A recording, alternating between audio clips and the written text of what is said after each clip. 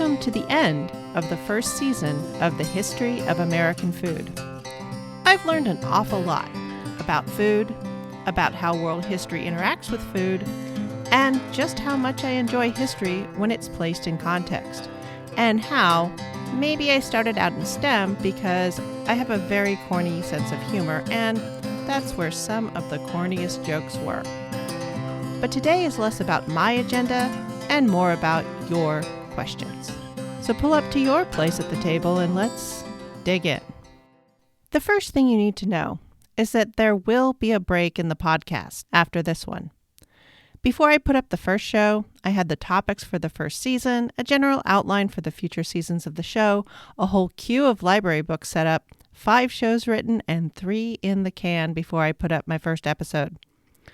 That was the only way I was able to pull off 42 regular episodes and 3 bonus episodes in 1 year.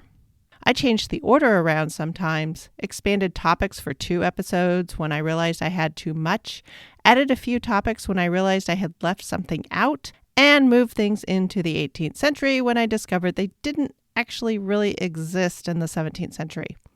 But I kind of knew where I wanted to be at the end of the season and had a general idea of how to get there. Not unlike some of these 17th century sea captains taking people over to the coast of North America. I just head west, right? I'll hit something. One of the things I found are some interesting people I never would have met without doing this, and I'd keep going if that was the only benefit. I love it when my world gets bigger, in the people I know and the views of the world I'm allowed to see. And a few of you were kind enough to send me questions. Many of the questions are not dissimilar to questions I had going in. Some of the stuff that is missing from the 17th century menu surprised me. Incidentally, I was also surprised to learn that underwear mostly doesn't exist in the 17th century. I mean, everyone has long shirts or chemises that they wear next to their skin, but what we think of as the modern drawers, not quite a thing yet. So the first questions I received came out of the spice episode from Lori of her Half of History podcast. This is the question I can give the shortest, most straightforward answer to. It's about nutmeg. Lori asked about hearing that mace and nutmeg were the same thing. Well, yes and no. As I explained, yes, they come from the same plant. Nutmeg is the seed kernel and used as a grated powder and has a stronger, sharper flavor. Mace is a membrane or a net that covers the outside of the seed coat, which then covers the nutmeg seed kernel. In my opinion, it makes the nutmeg seed look like some kind of alien egg from a 60s science fiction show or paperback cover. The flavor is milder and the color is different, which mattered more then than it does now. That said, in the modern spice world, they are pretty interchangeable, and most people likely will go through their life never tasting or purchasing mace, as it has lost its place of being in just about every fancy broth recipe, the way it was through most of the 18th century. The next question is also about spices, same source, and is a bit more nuanced and has no clear answer. Instead, I'm reduced to opinions based on what I've read lately and speculative conclusions. And it is, why are some spices, like cinnamon, dessert spices in cuisines associated with the Anglosphere, so British, American, Aussie, Canadian, etc., but are included in savory foods or more main dish foods in other cuisines, like Indian food, for example? Part of the answer would seem to be tied into the scarcity and expense of lots of spices in British and American cuisine around the time I'm writing about. Things like ginger, cinnamon, cloves, nutmeg, cardamom, allspice were just freaking expensive. So for most people who weren't serving multi-spiced meat pies to royalty, these things were saved for treats and special occasions. Right alongside these rare expensive spices, sugar. So in America especially, sugar and spice became associated, even to that old rhyme, what are little girls made of? Sugar and spice and everything nice? While yucky wiggly boys are made of snips and snails and puppy dog tails, just to complete that old pair. And as dinner started to have a sweets course, or special things were made for holidays or celebrations, that's where the sugar and spice would go. Sugar got cheaper than spice pretty fast. In the 18th century, the colonies and then America had the world's sugar factory next door. And those sugar islands, they were buying just about all their food, salt fish, salt beef, salt pork, cornmeal, and soon flour, from the Atlantic colonies. So the party food got sweeter. And while sugar, or more usually molasses, would move into savory foods like pumpkin pudding and baked beans, spices, because they were still so expensive, mostly wouldn't. They largely stayed in the sweet foods. Herbs, because they were local and cheap, could go everywhere. And over time even were booted out of sweet things, to the point where things like basil ice cream and lavender thyme shortbreads were fairly recent revelations for me. The other reason I speculate that spices stayed mostly out of main dish and savory food in Anglo cuisine generally, and American food particularly, is a combination of cultural chauvinism and the lack of great cooks. Americans began to pride themselves in their rustic simplicity and jack-of-all-trades versatility, making a virtue out of necessity. Adding spices to sweet stuff in a tasty way is pretty easy. I mean, even small children can make a satisfactory cinnamon sugar toast. We even currently have an American cereal called Cinnamon Toast Crunch. For my non-American listeners, I'll toss a picture in the show notes. Adding spice to savory food is a more subtle game and takes more skill to get the blending right. And understanding and appreciate what's going on takes either growing up within it or willingness to open your mind to a different set of flavors and combinations as good or tasty. That sweet Thai chili sauce was a weird and exciting thing to me in the 80s. Now it absolutely belongs on a breakfast burrito, especially when made with spicy Italian sausage.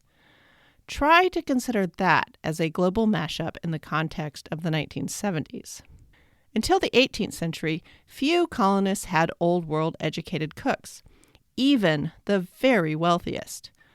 As a note, many of these fancy Old World cooks were West Africans who brought with them their traditions of adding heat and spice concoctions to vegetable and meat dishes, and then adjusted them to American palates and American ingredients.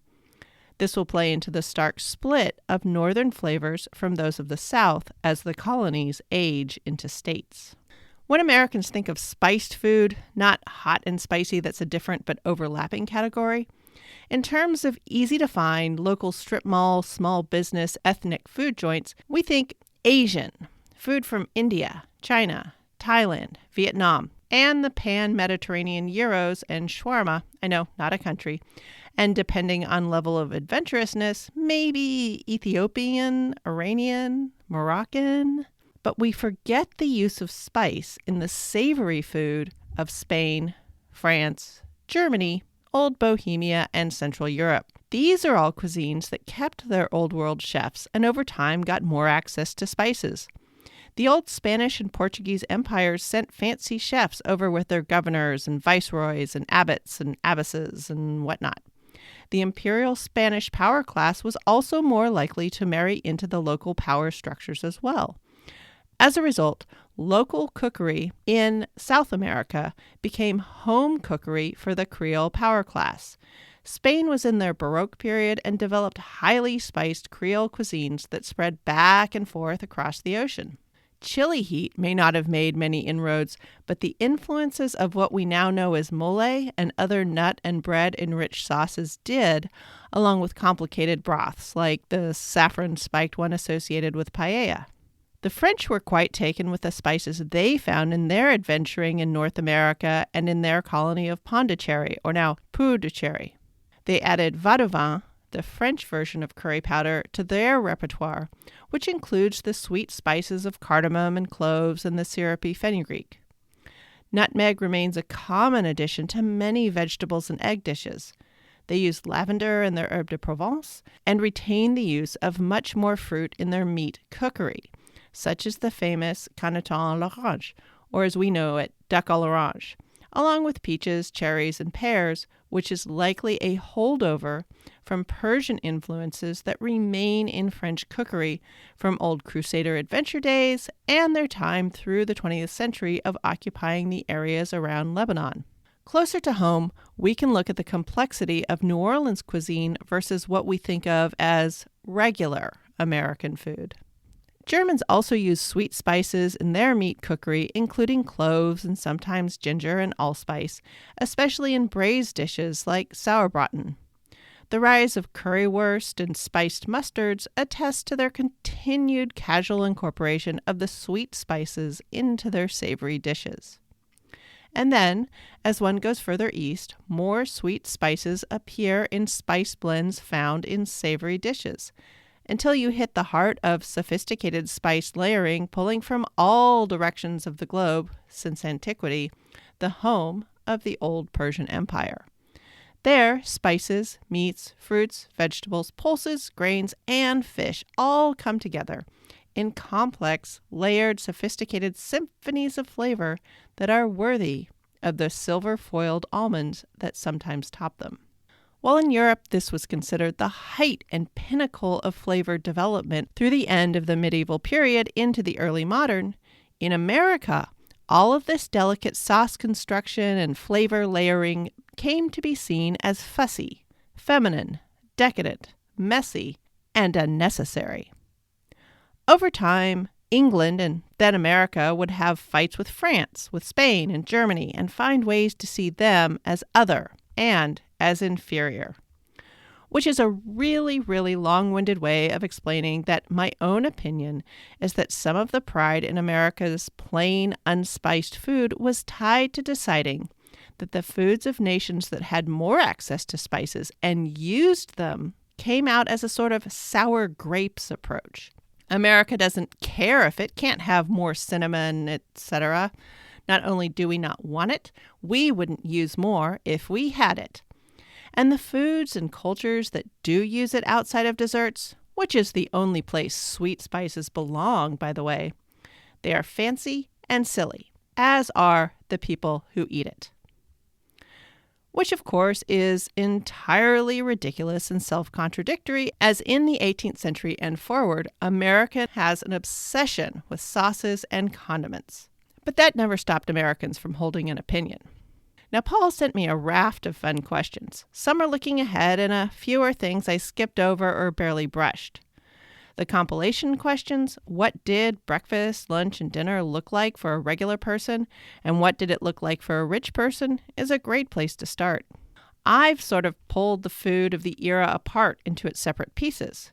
But what did it look like if I put it all back together? First of all, for rich and poor alike, in the 17th century, not only was the food different, but what the meals were called and even the number of them during the day could be different depending on the time of year. Breakfast was just that. It was the breaking of the fast. However, it tended to be cold, especially in the first 2/3 or so of the century, and it would usually be leftovers from the last meal of the day before. Typically, the thinking was that sleeping had done most of the work of setting you up for the day. A large breakfast was not needed. However, a gulp of beer or cider or, water would help get one going first thing. Some leftover bread, ash cakes of corn or oat or barley or rye or even wheat might be at hand. Or a scoop of cold succotash or slice of samp or pottage would work. This was typical for rich and poor alike, though the well-to-do might have a bit of meat, cooked fish, or a slice of pork, and maybe in season a bit of boiled milk from the night before. Dinner, the large meal of the day, happened around midday, the break for everyone's labor. And this was the hot meal of the day. For most people, this would be either a fire-roasted small animal or fish, or a boiled chunk of a larger animal, a cow or a pig or a goat or a deer that had been boiled and broken up into spoon meat, that is, gobbets.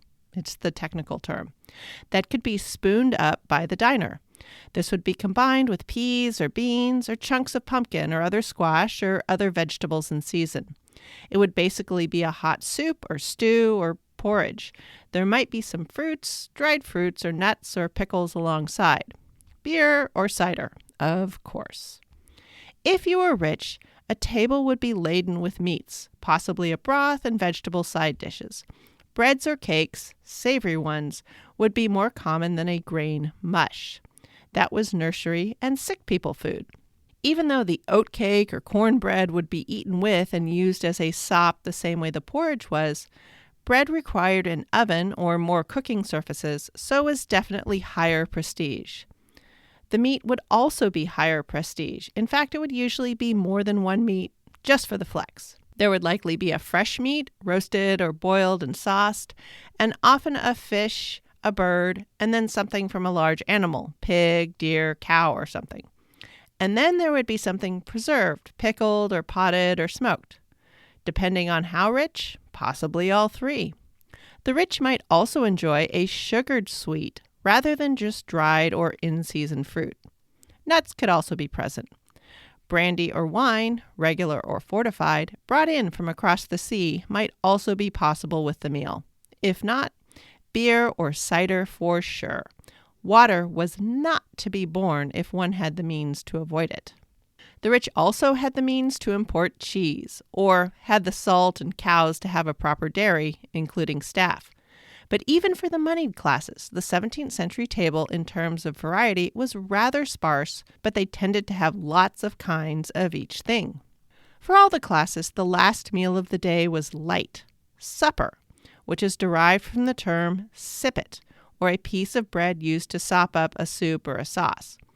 Now, this is different from the trencher, or a piece of stale bread used as a plate. Back in the old world, the rich and royal would eat off those, and then the soaked bread, the bread and drippings, were a perk of the servants or to be handed out to the poor. But a sippet was the eating bread, to be dipped into the stew or pottage or broth at the end of the day. This was typical for most of our 17th century people who were eating in the English tradition.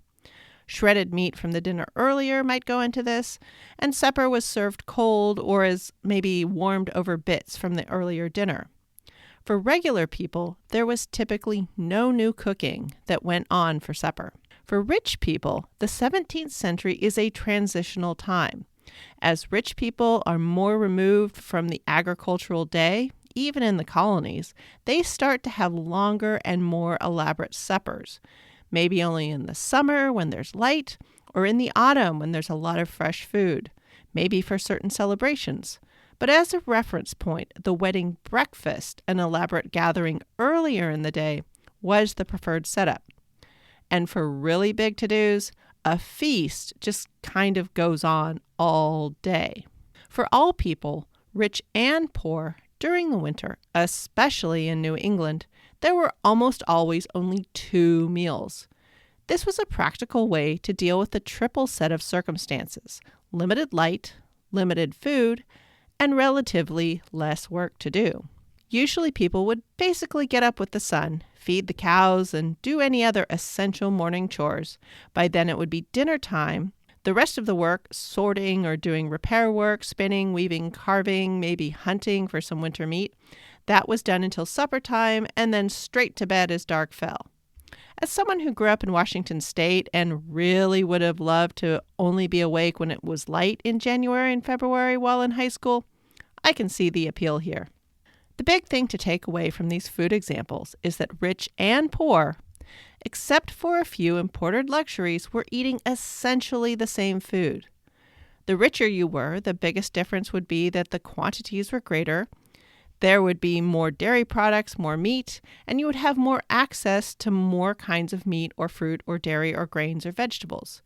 But overall, everyone was eating from the same limited selection of items. That would change, some in the 18th century, and bust wide apart in the 19th century. I really like this question. I should reprise it at the end of each season as we go along to see how things have changed in an overview sense. The phrasing in the next one cracked me up. What was the oldie times Williams-Sonoma? Where were people getting their kitchen and eating utensils, and what were they? In the kitchen, the metal stuff almost all was imported, and it was the pots and spoons and spits and grates I listed all the way back in episode 1. Then there were pottery and wood bowls and jars with leather and wood tops, wooden spoons and mortars and pestles and paddles, and dairying equipment like churns and molds had their role. There were also rather clever presses for cheese and cider and so on. Tubs and buckets of wood with fiber and cane rings for beer and vinegar and laundry were around too. And at this point, except for the rare stone quern, that's about it. Tableware, well, First, the table itself. There were barely any. It was more common to have a trestle, some movable legs, think a sawhorse, that would get a board placed upon it. In a one-room cabin, there's no way to have a whole room dedicated to a table. Something like a dining room, perhaps?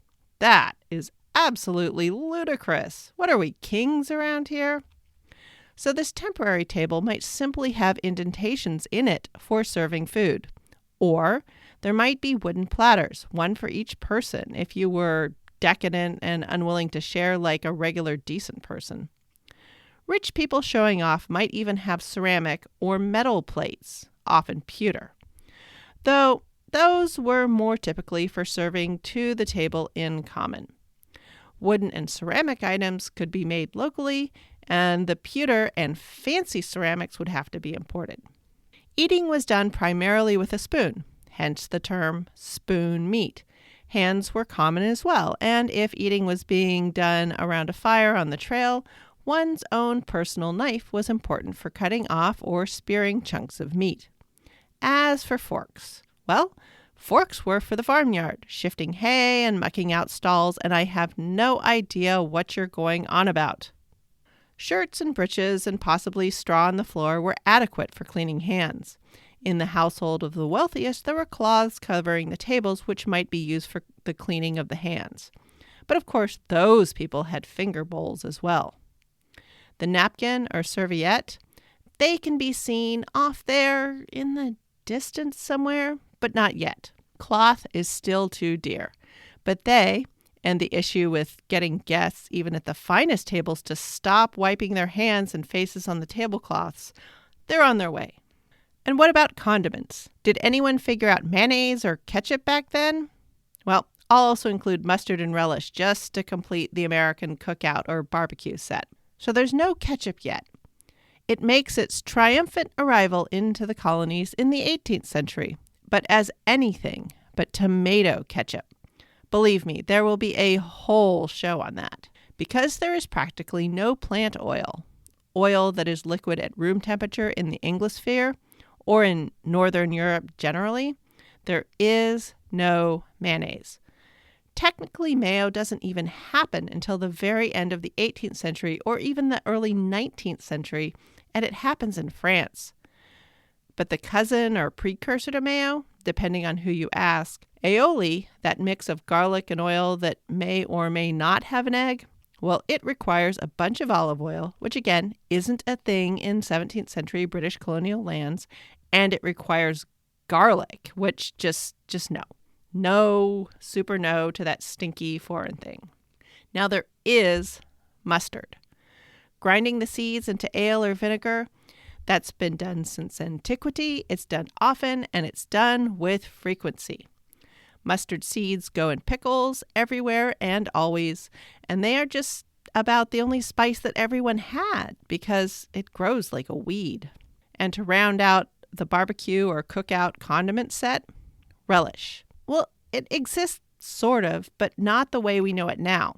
The pickled veg of all kinds and sorts, those are about to be called relish as a class. The sweet pickle relish that glows radioactive green, well, that will have to wait for sugar and glass and artificial colors and marketing. So it's a little bit off.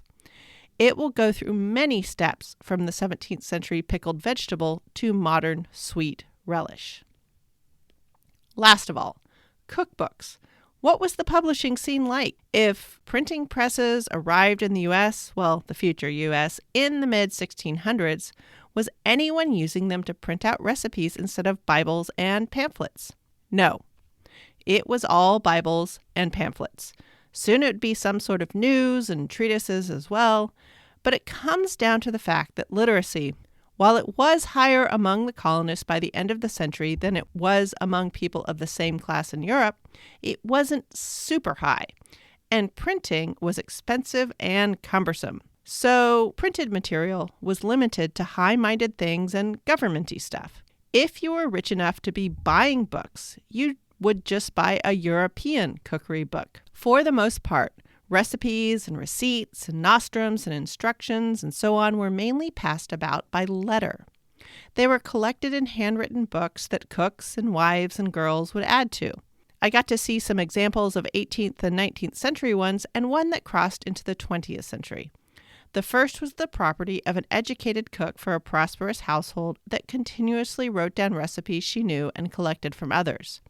The second was by a woman who passed it down to her daughter. It had traveled from a German enclave in Ukraine. She moved from there to New York shortly before World War I, where her daughter took over the book. The last was started by a teenager at the end of the 19th century and was continued into the 1930s. I'll talk about each of these volumes specifically in their places. But the important thing was that everyone was writing down recipes. In the 17th century, recipe books were purchased by the wealthy. And if you were wealthy enough to do so, you wanted the glamour from the old world. The new world had nothing to offer. Also important, the presses of the new world had important new worldy things to print. The ladies' fripperies of the kitchen were not for the high-minded printing endeavors of the New World man. I say that with some sarcasm. They said it with a perfectly straight face. And next century, when I talk about the labor situation again, I'll get into just how a printed rather than a written cookbook tended to be used in the 18th century. Thanks for the questions. But most of all, thanks to all of you who keep tuning in and making this harebrained idea I had fun to keep doing. Some of you have also sent me book and article and website suggestions. Those are also appreciated. Since I'm doing a sort of whole ocean at an inch deep thing, I'm never mad at a suggested source. Some I've read. Yay me! Some aren't quite right for the angle I've taken, but even those have proved to have interesting nuggets. And some have been great springboards for future thought. I look forward to whatever is next. Now, on to the preview. The 18th century gets a whole bunch of new stuff. Ketchup, as I mentioned above, tomatoes, but not as ketchup yet, potatoes, rice, windmills, and watermills, so flour becomes much more common, and that changes food and beer quite a bit. They start talking to Native Americans more, so a few new herbs and medicinals enter the rolls. Trade gets more regularized with Europe, better ships and navigation, and just more money in it, so more people are involved. As a result, wine becomes more typical American fare. There are also experiments with the foxy American grapes. Chemical leavening happens, the precursor to modern baking soda and baking powder, so the American biscuit is born. More vegetables from the old world arrive, and people have time to garden and experiment and figure out how to grow a bunch more stuff. And the dandelion also invades. Animal breeding becomes more systematic, so the American lard hog begins to develop. There will be more fat, and deep fat frying starts to develop. Because nut and seed oil frying was already common in West Africa, the enslaved cooks bring that knowledge and add a variety of fried tidbits to the American table. They also bring chilies from the Caribbean and give birth to the pepper pot. I'll go into all of this and bring the other topics up to date. And even though this might be foolhardy, I thought I would just go ahead and share how the seasons are going to go. After this season, each one will end at a major American war. Long wars are always times of ingenuity and change, especially in weaponry, science, medicine, and in food. And they pretty much break up the centuries into sizes that work. The 18th century breaks into two distinct parts before and after the Revolutionary War, so that will be the end of season 2. From there, I will enter the 19th century, which gets here pretty fast once the United States happens. It has two big breaks, and I use the War of 1812 as the end of season 3. The U.S. Civil War will end season 4. Season 5 ends at World War I, and it bends my mind thinking about how close those two wars are, and the opening of the 20th century. The 20th century breaks up conveniently into 4 quarters, so World War I, then World War II for the end of season 6, and then the Vietnam War ends season 7. And the end of the 20th century will wrap up season 8. If we can still stand each other by then, I may even brave whatever the 21st century is after that. But that time is a ways away. One war at a time, people. As long as you're subscribed to the show, you'll see when I resurface. I'm guessing that will be in about 6 to 8 weeks, no more than that. I'm planning on getting that distillation bonus episode out, and there might be some mini content as well. And I will definitely get the blog site caught up. I got behind and then realized people were looking at it. Oh my. And last thing, would it be helpful for me to post my scripts?